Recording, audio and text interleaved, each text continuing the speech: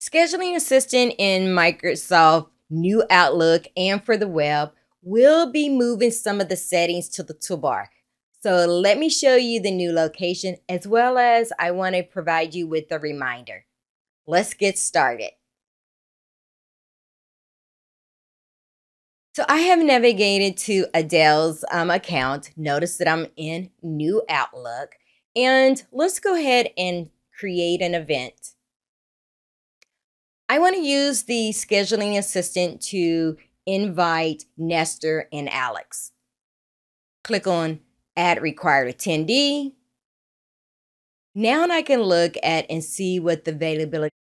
If you're new to scheduling assistant, when it's green, that's when they are available. If I slide this over to a time that is not available, notice that the vertical bar will be in red. So let's choose a time. Now, what's moving is, notice here, show detailed scheduling data, as well as high times outside of my working hours. This is going to be moved to options. So this area, which is over top of the attendees list, will not be listed here anymore. It will be under options.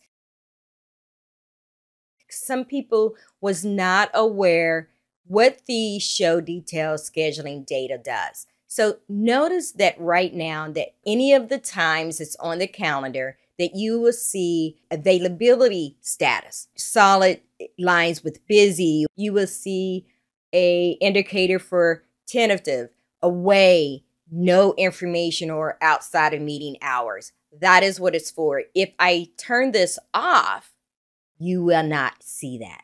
Show me the times when it's only within my work hours. I don't care to see anything past the work hours unless you're having an event after hours, like saying a dinner event. A new feature has been added to Scheduling Assistant.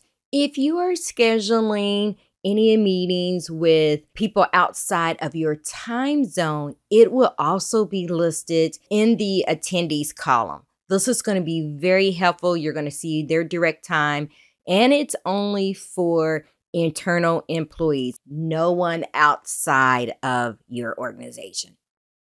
If you found this information helpful, go ahead and like this video and subscribe to my channel for more Microsoft tricks, tips, and news. Now, go work your magic.